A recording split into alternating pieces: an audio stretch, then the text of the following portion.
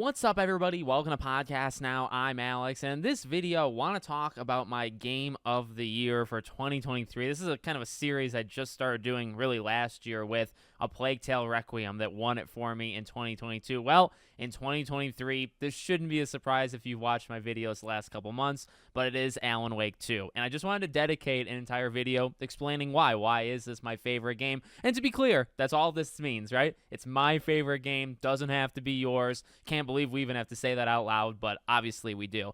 Alan Wake 2 is different. And there is a biasness there, right? I was really excited for this game. I thought this game could be my game of the year. But to be fair and to make sure, I'm covered from all angles, I have been actually very critical of games that I've been very much looking forward to. Like, if a game that I am really excited for disappoints me, you might hear it more than anything else, right? I just can't shut up about it. So, honestly, yes, I was super excited for this game since, years ago, but let's say the beginning of this year, right? Game comes out, and I adore it. But if it did suck, if it did disappoint me, you would have heard. I would have leaned into that, not clickbait, not for clicks actually at all, out of pure rage. I'm a very passionate individual. I would have been very mad. So just kind of want to say that, right? You could say, well, Alex, you've been rooting for this game all year. That's true. But if it didn't nail it, I would have tore this game to shreds. And in short, it does nail it. I tend to be a person that goes for different kinds of games. I do like the big AAA. Spider-Man is one of my favorite games of this year. There's plenty of big games, the Dead Space remake, plenty of games in just like October by itself. I do go for the big ones. I play indies, here and there, and sometimes smaller under-the-radar games are also some of my favorite games of all time or game of the year. But where I'm going with this is, even though, I do play a lot of AAA games, I tend to gravitate towards the ones that are a little different, whether that's because I'm a little different or the game's a little different, but that's really what I go for. Again, you look back to last year, A Plague Tale Requiem, that I would consider that a AAA game. It has the look, it has the quality of a AAA game, even if maybe it's a little bit less. I don't really think I would consider it a AA, and Alan Wake is kind of the same thing, right? This would be considered, I think, a AAA game, but Remedy makes it smaller. They're a smaller team compared to, the massive sizes of other teams. They make it for less money, and the game stands out. And I guess that's where I'm going with this, right? Alan Wake is special, and Alan Wake 1 was special. Control was special. This game is special.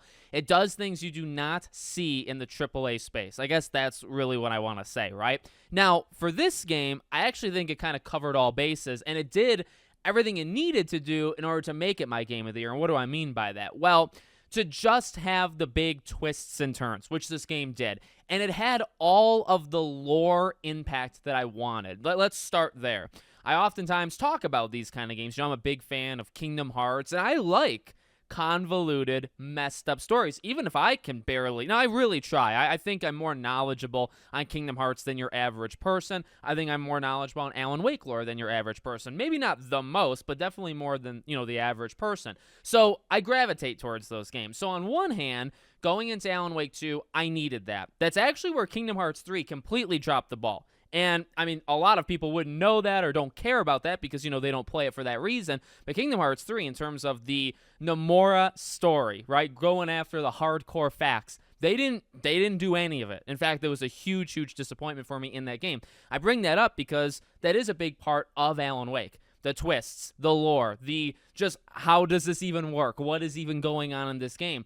I needed that. Otherwise, it's not really Alan Wake. And otherwise, it doesn't really make an impact on me. So it had that. It had everything that Alan Wake, the game, needed to have. If it didn't have these convoluted story beats, to me, it would not have been the same game. It also just wouldn't have been as good.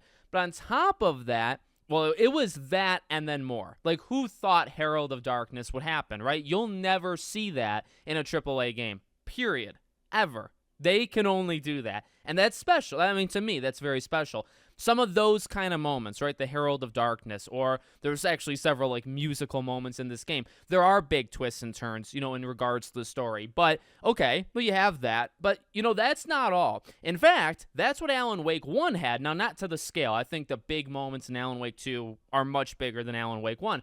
But what did Alan Wake 1 lack? Well, honestly, gameplay, even visuals, I think were kind of lacking at the time. My opinion, okay, my controversial opinion. This game had it all. This game is one of the best looking games you'll see in modern day. Which is astounding considering, again, the size of Remedy. This game is beautiful to look at any day of the week, right? At any time, whether you're playing as Saga or whether you're playing as Alan.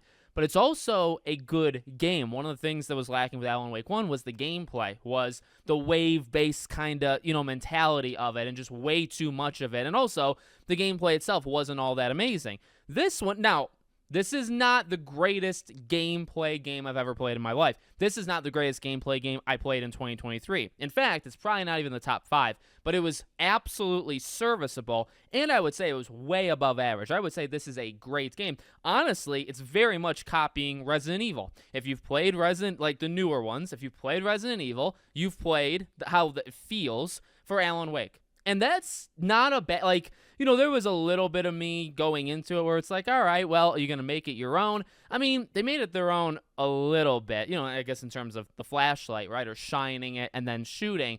But yeah, the feel, the camera look, the inventory, a lot of that stuff is straight up ripped from it, which doesn't make it the best. In fact, you could then say Resident Evil 4, would beat it in that department, in gameplay.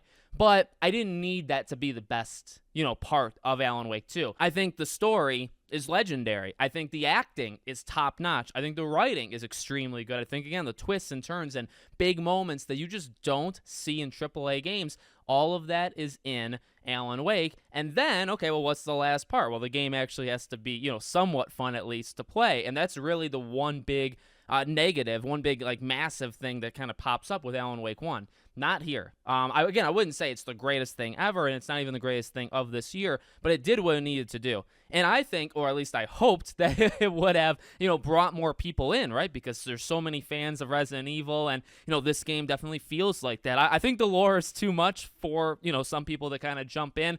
But, yeah, I mean, this game, like I said, Spider-Man, I love a lot of the games that came out this year. Hi-Fi Rush, that's how you kind of know, I guess, the kind of gamer I am, right? Hi-Fi Rush, and we just did a live stream yesterday where I went through my Game of the Year awards, went through the nominees, all that stuff. Hi-Fi Rush would be like a top 3 game of the year, so you can kind of say, okay, well, Alex likes, bigger games that maybe make an impact, right? But they also are a little bit different. And not saying that that's better or worse. If Starfield is your favorite or Spider-Man, these really big, the ones that are directly in front of your face, they're very hard to miss. That's awesome. This is simply mine. And I've always gravitated towards that stuff, right? Like the Gravity Rushes of the world. Those games are awesome. I mean, I don't know why that just popped into my head, but it did. Games that are AAA, they are big, they are out there, they're heavily promoted, right, and talked about, but they're just a little bit different. Those are kind of the games I get into. And like I said, Spider-Man's up there, Hi-Fi Rush, Dead Space, Resident Evil. There were dozens. Dead Island 2, actually even that game is extremely good. There were dozens of awesome games this year.